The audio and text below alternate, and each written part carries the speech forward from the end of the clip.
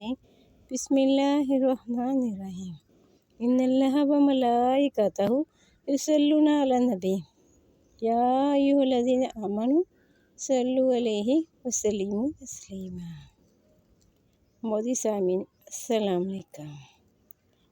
मेरे अज़ीज़ों, मेरे बहन भाइयों, हमारी नाकामी और बर्बादी की सबसे अहम और बड़ी वजह यह है कि हमने अल्लाह और उसके रसूल सल्लल्लाहु अलैहि वसल्लम के रास्ते को छोड़कर मखलूक से उम्मीदें बांध ली हैं। हम चाहते हैं कि हमारी चोली में डाल दिया जाए और हमें दस्ते गैप मिल जाए, जो हमारे सारे काम कर दे और हमें मेहनत ही ना करनी पड़े और ना ही अपनी जगह से हिलना पड़े। ख़ासकर इबादत के मामले में हम इतने सुस्त हो चुके हैं कि इस रास्ते पर चलना ही नहीं चाहते।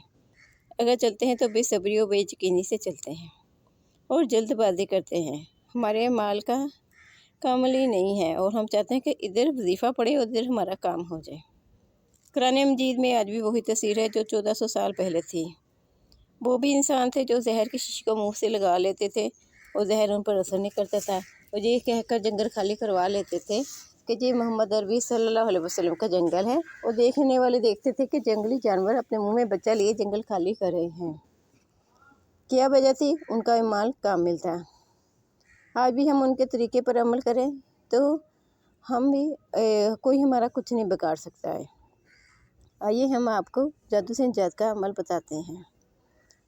सेहत ज़दा शख्स, नज़र बद का शिकार शख्स को चाहिए कि रोज़ाना सूरह बकरा की तिलावत करें या रिकॉर्डिंग सुने।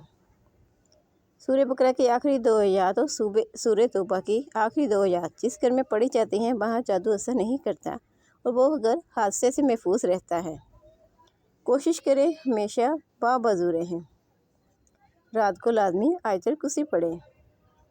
बेपर्दगा ख़वातीन पर शैतान आसानी से गिरफ्त पा लेते हैं, लिहाजा पर्दे का एहतमाम करें। रात को बर्तन टाँप कर सोएं। बच्चों पर आयतुल कुर्सी और चारों कुल पढ़कर हसार करें। इन तमाम बातों पर अमल करने से इंशाअल्लाह ताला आप पे जो जादू और नज़र बद का शिकार होंगे तो वो मामला ख़त्म हो जाएगा और आपको शिफा मिल जाएगी।